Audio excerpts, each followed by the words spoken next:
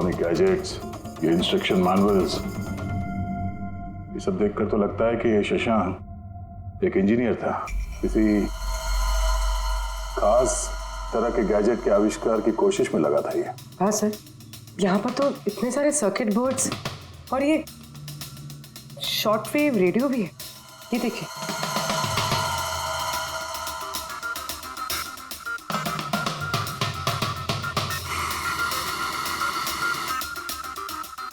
इस जगह पे सामान सब जिस तरह से बिखरा हुआ है, ऐसा लगता है कि यहाँ हमसे पहले कोई आया था इस कमरे की तलाशी के लिए। लगता है वो किसी खास चीज की तलाशी के लिए आया था। सर कहीं वो आदमी तो नहीं जिसके बारे में वो बता रहे थे कि हमसे पहले आया था? सर कहीं इस घर की चाबी तो नहीं है उसके पास? हो सकता है खूनी के पास शशांक के घर की चाबी हो सकती है, मुमकिन है। पर अहम सवाल ये है कि वो यहाँ ढूंढने क्या आया था, और जो चीज वो ढूंढने के लिए आया था वो उसे मिला है या नहीं। लेकिन सर यहाँ पर तो इतना सारा सामान है, हमें पता कैसे चलेगा कि कोई सामान गायब हुआ भी है या नहीं?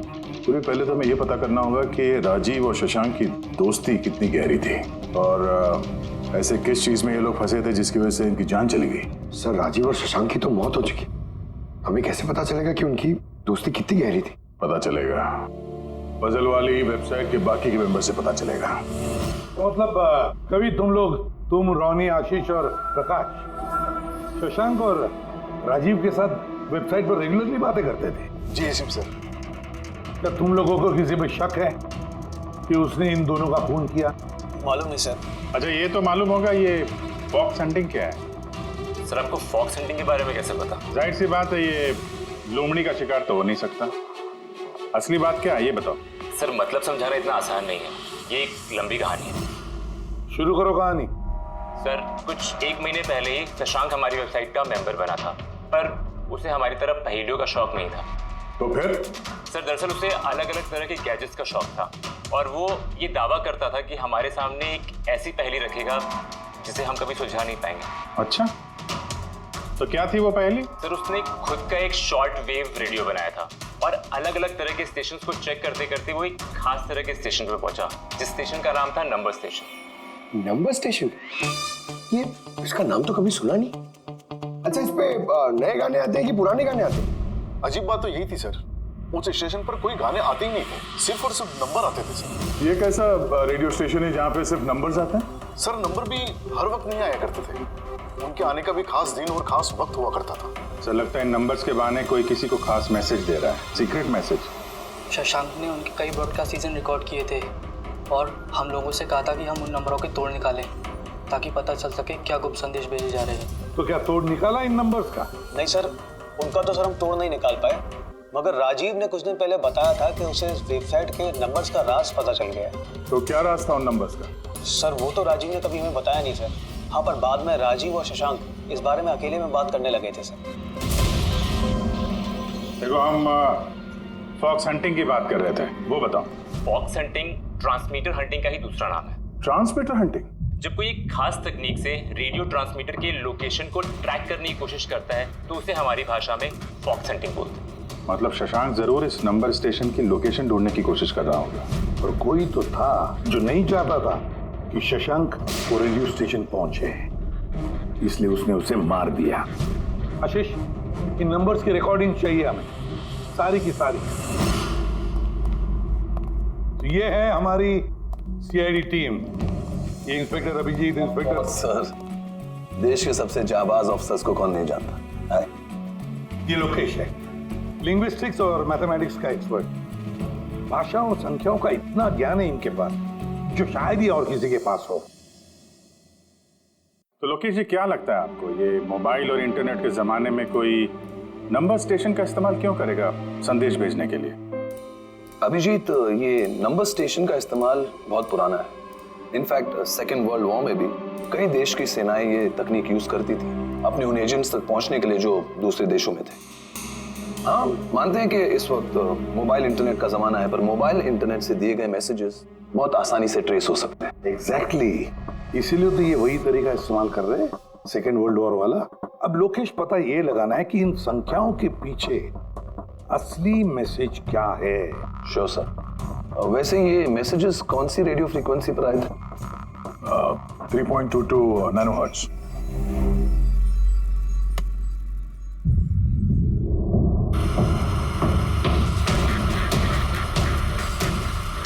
सर, इस रेडियो स्टेशन से तो कोई नंबर वंबर नहीं आ रहा है। I am not surprised. I am sure मुजरिम को पता चल गया होगा कि केस अब सीआईडी के हाथ में है, इसलिए उसने अपना मैसेज देने का तरीका या फिर रेडियो फ्रीक्वेंसी चेंज की होगी। तो नया चैनल ढूंढने में कितना वक्त लगेगा? बहुत मुश्किल है दया। एक नया चैनल ढूंढना मतलब रेगिस्तान में सुई ढूंढने के बराबर है। महीनों या तो सालों भी लग सकता है। नहीं लोकेश, हमारे पास वक्त भी नहीं है उतना। एक काम करते हैं, पुराने रिकॉर्डेड मैसेजेस सुनते हैं। लोकेश जी, ये मैसेजेस हफ्ते में 4 बार भेजे जाते हैं, मंडे, ट्यूसडे, वेडनेसडे और थर्सडे को। ये मैसेज सबसे पहले हफ्ते के सोमवार को ब्रॉडकास्ट हुआ था उस नंबर स्टेशन पे। आंखों ही आंखों में इशारा हो गया। 1 9 4 2 3 4 5 7 0 9 3 5 2। आंखों ही आंखों में इशारा हो गया। 9 2 3 4 0 5। आंखों ही आंखों में इशारा हो गया। 6 7 2 7 1 1। आंखों ही आंखों में इशारा हो गया। 5 2 1 8 0 7। नो प्लीज टेल मी, ये संदेश चारों दिन एक ही समय पर आए थे कि अलग अलग टाइम पर? नहीं, एक ही टाइम पे, रात 12 बजे। और फिर हर 2 घंटे बाद इन नंबर्स को रिपीट किया गया था। और इसके अगले हफ्ते के नंबर्स यही थे या दे वर डिफरेंट? नंबर्स तो अलग थे, लेकिन पैटर्न सेम था। मंडे को 13 नंबर्स, ट्यूसडे, वेडनेसडे और थर्सडे को 6 नंबर। इससे साफ जाहिर होता है कि जो मुजरिम है रोज अलग अलग मैसेज भेजते हैं, और ये जो मैसेज ये लोग भेजते हैं वो एक मैसेज 4 हिस्सों में कर भेजते हैं। लोकेश जी, 1 मिनट प्लीज, मुझे कुछ समझ में नहीं आया, आप फिर से समझाएंगे? मैं समझाता हूं, जरा पेपर देना तो।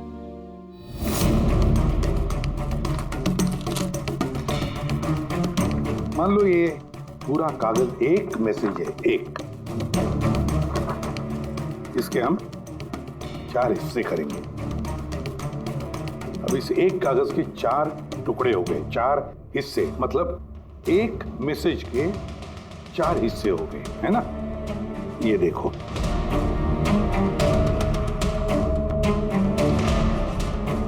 ये रहा मंडे का, ये रहा ट्यूसडे, वेडनेसडे और ये थर्सडे। मतलब ये सोमवार, मंगलवार, बुधवार और गुरुवार, ये 4 हिस्से जब एक होते तो एक पूरा मैसेज उनको मिलता था, है ना लोकेश? अभी नंबर्स को देखकर क्या लगता है तुम्हें, क्या मतलब है उसका? सर, इन नंबर्स के पीछे छुपा राज जानने के लिए मुझे 1 टाइम पैड की जरूरत पड़ेगी। 1 टाइम पैड, ये क्या है? जैसा कि मैंने आपको बताया, ये टेक्निक वर्ल्ड वॉर 2 में यूज होती थी। उस वक्त हर एक देश अपने स्पाइस को एक 1 टाइम पैड देता था, जिससे वो जो कोड्स हैं उनको डिसाइफर कर सके, जो सूचना है उसका मतलब निकाल सके। इसे कहते हैं 1 टाइम पैड। तो राजीव और शशांक के हाथ भी ये 1 टाइम पैड लग गया होगा, इसीलिए वो एक ऐसी पहेली तक पहुंच गए जो उनके लिए जानलेवा साबित हुई। ठीक है, इस राजीव और शशांक के घर जाके पता लगाना पड़ेगा इस 1 टाइम पैड के बारे में।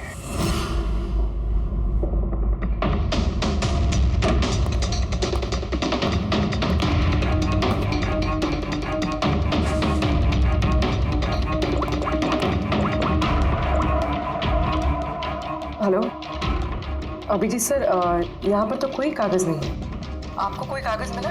हम लोग शशांक के घर में ही हैं, देख रहे हैं।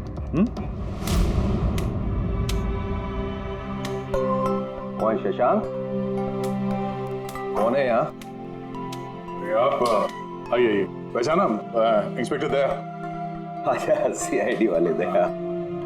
आप यहाँ कुछ काम था यहाँ? हाँ, वो शशांक मेरी इलेक्ट्रिक केतली लेकर आया था कुछ दिनों के लिए, वही लेने के लिए आया था।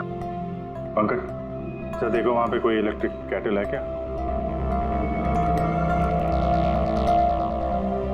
सर ये इलेक्ट्रिक केटल तो शशांक की है, इंटरनेट से मंगाई उसने, ये बिल है साथ में।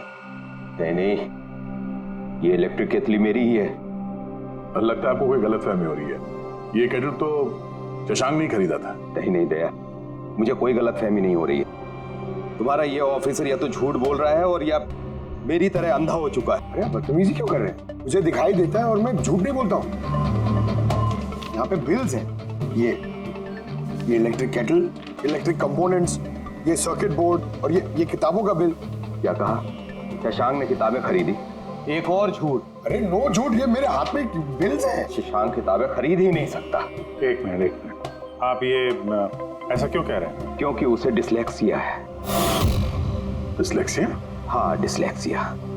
इस बीमारी से पीड़ित लोगों को पढ़ना ही अच्छा नहीं लगता, किताबें खरीदना तो बहुत दूर की बात है। पंकज वो किताबें कहाँ हैं? सर किताबें तो नहीं है, ये खाली डब्बा है।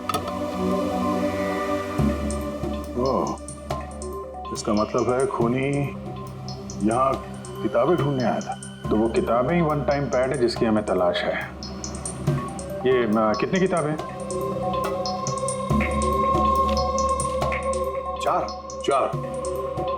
चार हफ्ते के लिए 4 किताबें। कौन कौन सी बुक्स हैं? तो ये है वो 4 किताबें जो शशांक के लिए ओटीपी का काम कर रही थी। Bye bye son, high like a kite, the great cyber heist, stone age. और इन्हीं किताबों में वो मैसेजेस भी छुपे हैं जो मुजरिम एक दूसरे को भेज रहे थे। सर सोमवार को ये लोग 13 नंबर्स भेजते हैं, यानी इन 13 नंबर्स का मतलब इन किताबों से मालूम पड़ेगा। मालूम पड़ेगा नहीं पूर्वी, मालूम पड़ गया समझ लो।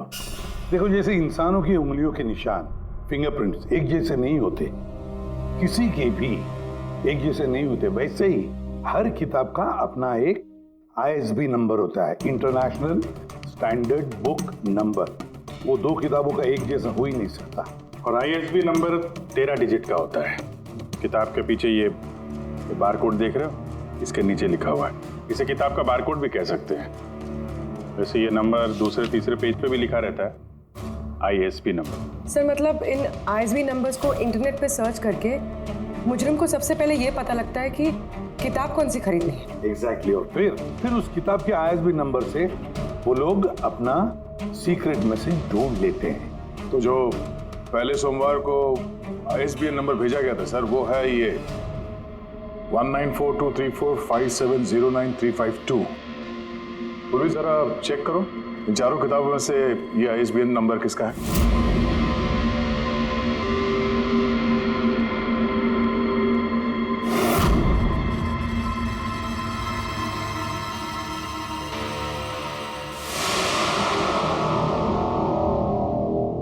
सर ये ISB नंबर बाय सन से मैच होता है। अरे वाह सर, ये तो बहुत आसान है, इसे तो कोई भी समझ सकता है। एग्जैक्टली। इसी तरह हफ्ते के बाकी 3 नंबर भी डिकोड किए जा सकते हैं। मतलब मंडे के दिन का तो उनको सीक्रेट मैसेज का पता चल ही गया, लेकिन बाकी 3 दिनों में किताब के पेज नंबर से, लाइन नंबर से और वर्ड नंबर से उन्हें मैसेज पता चल जाता। सर ये ट्यूसडे को आया message 923405, 92 page number 34 line 05 word, मतलब 92 नंबर पेज पे 34 लाइन 5वां वर्ड। ठीक उसी तरह से हर हफ्ते एक नई किताब और एक नया संदेश।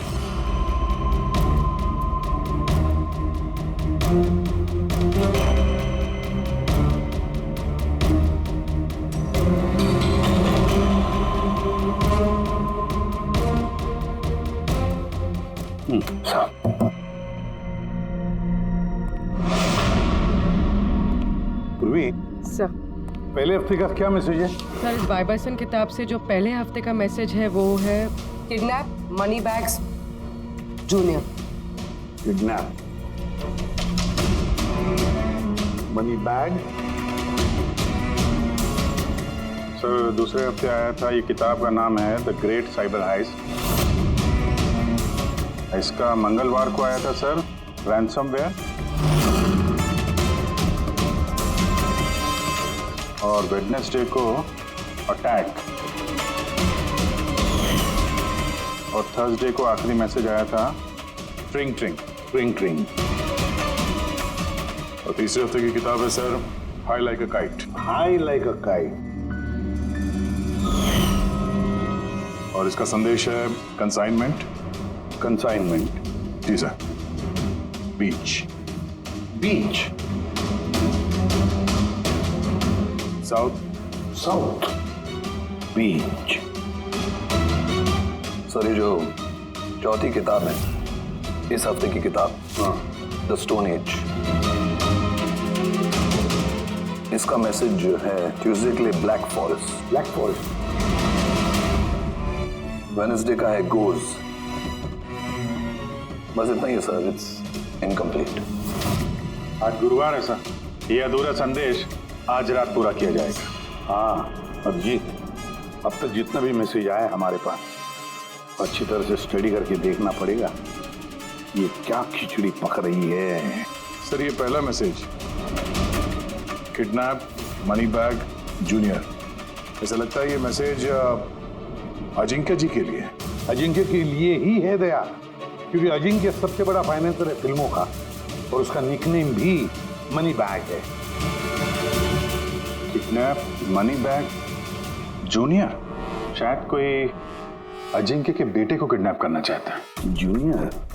हाँ हो सकता है, बिल्कुल हो सकता है अभिजीत। फिर अगला मैसेज है रैंसमवेयर अटैक ट्रिंग ट्रिंग। यार ये ट्रिंग ट्रिंग तो हमारी देश की सबसे बड़ी टेलीकॉम कंपनी है, कहीं ऐसा तो नहीं ये गैंग इस कंपनी पर रैंसमवेयर अटैक करने वाली है? सर ये रैंसमवेयर अटैक मतलब?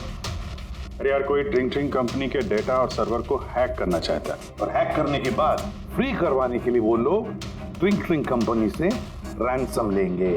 ओह, तो इसे कहते हैं रैंसमवेयर अटैक। मगर सर ऐसे कोई न्यूज़ तो आई नहीं है कि ट्रिंग कंपनी पे ऐसा कोई साइबर अटैक हुआ हो।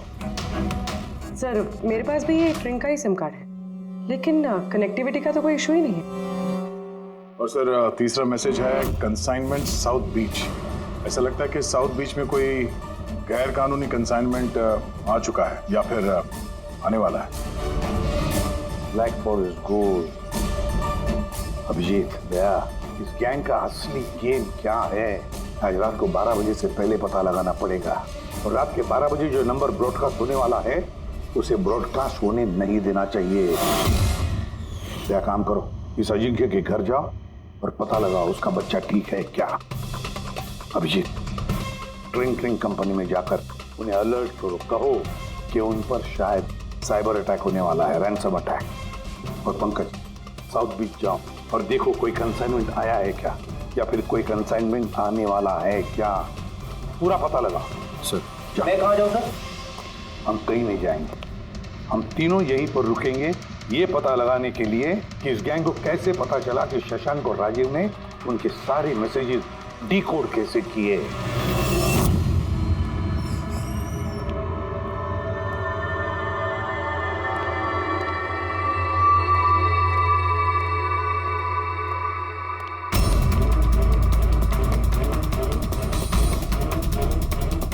Personal files encrypted.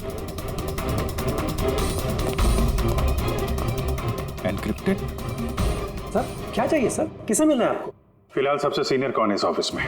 सर सभी सीनियर्स यहीं पे हैं, सीईओ और कंपनी के मालिक भी यहीं पे है, बट अभी वो लोग एक अर्जेंट मीटिंग में बिजी है। कहाँ चल रही मीटिंग? देखिए अभी आप उनसे नहीं मिल सकते। कहाँ चल रही है मीटिंग? सर वो वहाँ पे कॉन्फ्रेंस रूम में। किसी को कानो कान खबर नहीं होनी चाहिए ऐसा टाइप की, मीडिया वालों को तो बिल्कुल नहीं तो मार्केट में हमारा नाम खराब हो जाएगा। ये बात बाहर नहीं जानी चाहिए, समझे? Thank you. जिसका डर था वही हुआ। गैंग कामयाब हो गया इस अटैक में। हेलो दया। अब देखते हैं शशांक के बाद और कौन कौन से लोग इस वेबसाइट के मेंबर बने हैं। तो इनमें से कोई एक है जिसने शशांक के बारे में अपनी गैंग को पूरी इंफॉर्मेशन दी है। सर शशांक के साथ 2 लोग जुड़े इस वेबसाइट से, कवि और रोनी। कवि और रोनी, इनकी डिटेल है क्या? देखो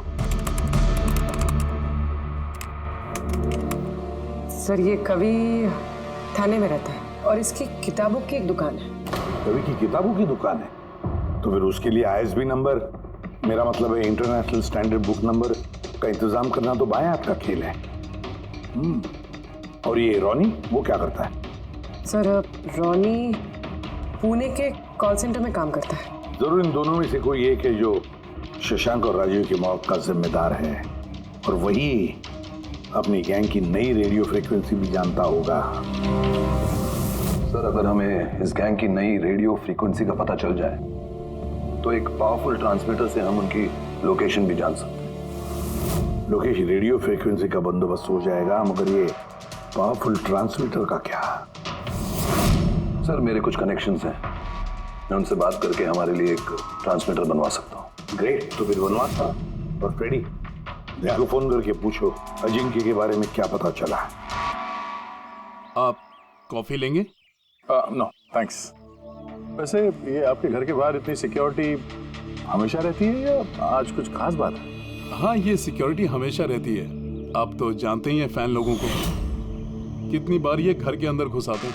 क्या नहीं, एक्टर्स के घर के बाहर फैन की भीड़ तो सुनी थी मैंने, मगर एक फाइनेंसर पहली बार सुन रहा हूँ। आपने यहाँ आने की वजह नहीं बताई? अरे हाँ, वो मैं आपके बेटे अजीत से मिलने आया हूँ। अजीत से?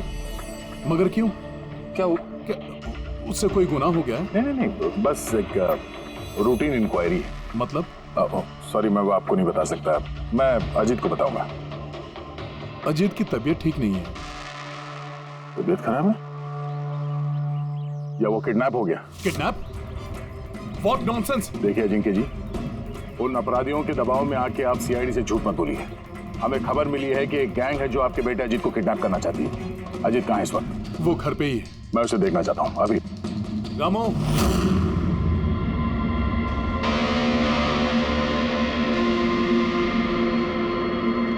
अब तो तसल्ली हो गई। मैंने आपसे कहा था ना मेरा बेटा घर पर ही है, उसकी तबीयत ठीक नहीं है। जाओ बेटा, कमरे में जाके आराम करो। एक मिनट,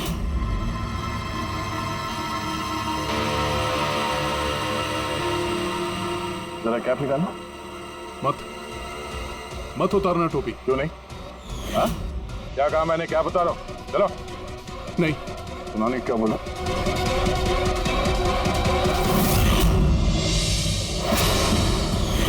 तो तुम्हारे कान को क्या हुआ? हाँ? क्या हुआ क्या ये? आपको इसकी जो किडनैपिंग की खबर मिली है वो बिल्कुल सच है, मगर अफसोस बहुत देर के बाद मिली। इसका किडनैप तो 3 हफ्ते पहले ही हो चुका था। 100 करोड़ रुपए देने पड़े मुझे उस किडनैपर को मेरे बेटे की जान बचाने के लिए। और उन लोगों ने चोट पहुंचाई इसे? उन्होंने पहले ही इसका एक कान काट कर मुझे भेज दिया था और फोन करके कहा कि अगर मैं पुलिस को कुछ भी बताऊंगा तो मेरे बेटे की जान ले सकते हैं वो लोग। I am so sorry. आपके बेटे के साथ जो हुआ वो तो हम बदल नहीं सकते हैं, पर मैं आपसे वादा करता हूँ उन मुजरिमों ने जो किया है उसकी सजा उन्हें जरूर मिलेगी। भगवान के लिए ऐसा कुछ मत करना। अगर उनको पता चला कि मैंने CID को सब कुछ बता दिया तो मेरे बेटे की जान भी ले सकते हैं। ऐसा कुछ नहीं होगा, मगर आपको हमें पहले ही बता देना चाहिए था। क्या गारंटी है कि ये सब करने के बाद वो किसी और मासूम के साथ ऐसा कुछ नहीं करेंगे? हाँ?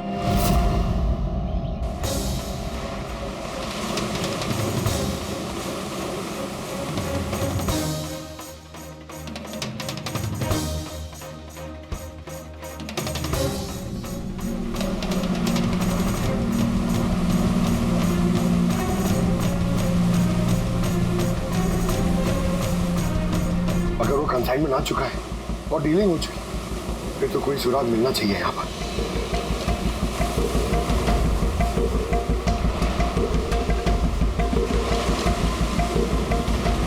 ये निशान कैसे? इन्हें देख के तो लगता है जैसे कि कोई बहुत भारी सामान या डब्बा घसीटा गया है। और कोई सामान तो यहाँ पे नहीं दिख रहा। शायद कंसाइनमेंट ही होगा।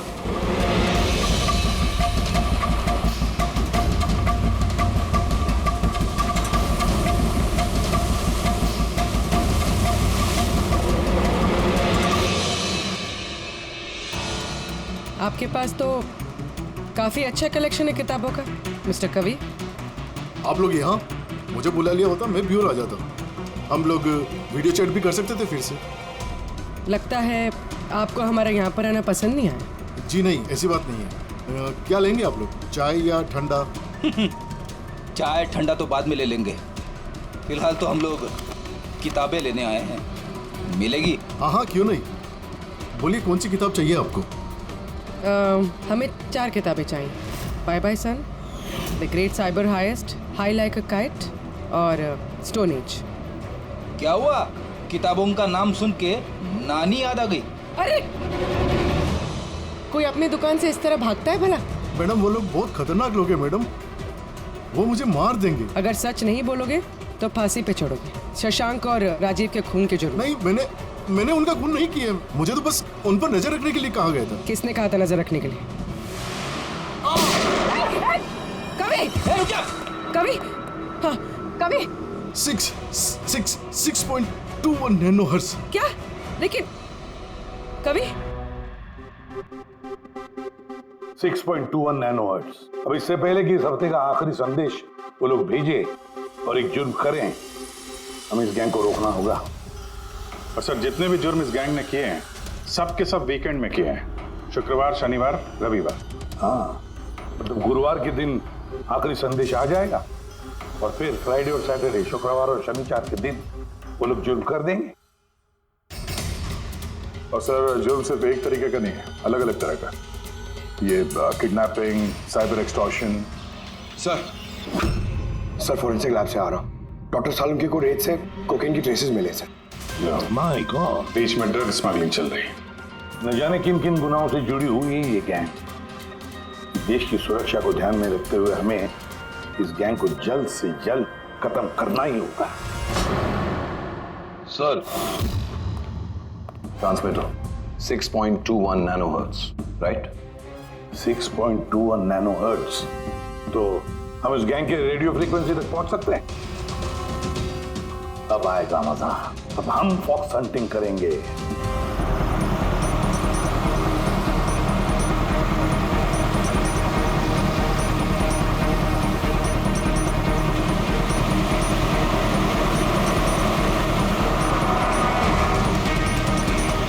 बस सर, यही सिग्नल दिखा रहा है सर। बस ये रेड डॉट मिल जाए। देखो रेड डॉट कहां पे है।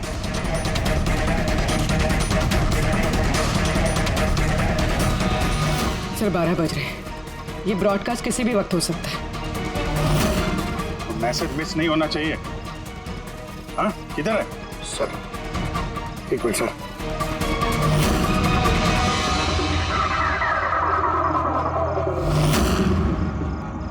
सर हाँ, एक मिनट सर, इधर है सर। आंखों ही आंखों में इशारा हो गया।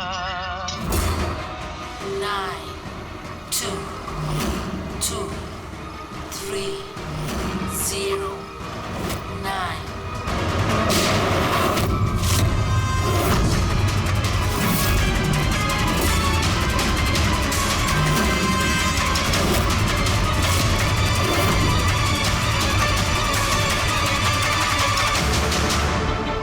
Oh no, इसने तो अपने आप को गोली मार ली। है? आई गैंग का लोगो। इस गैंग से तो हमारा सामना पहले भी हो चुका है। कौन है तुम्हारा बॉस और कौन कौन लोग शामिल है तुम्हारे धंधे में? इसका जवाब आप मेरे मुंह से कभी सुन नहीं पाओगे एसीपी साहब। इस गैंग में काम करने वाले अपने बॉस का नाम बताने के बजाय आत्महत्या करना ज्यादा पसंद करते हैं। ये तो गया, लेकिन अगला जुर्म होने से रोकना होगा। वो क्या नंबर है उसका देखो, मैसेज का क्या मतलब है? 92 नंबर पेट 2309, 23 number line kaboom. Kaboom? Kaboom क्या होता है सर? कबूम मतलब धमाका। धमाका? मतलब कि कोई बम ब्लास्ट होने वाला है? पहले जो शब्द मिले थे हमें मैसेज से वो थे the stone age, black forest, ghost, और अब कबूम, ब्लैक फॉरेस्ट में धमाका। इसके पहले कि और मासूम लोगों की जाने जाएं, पता लगाना होगा ये धमाका कब और कहां होने वाला है।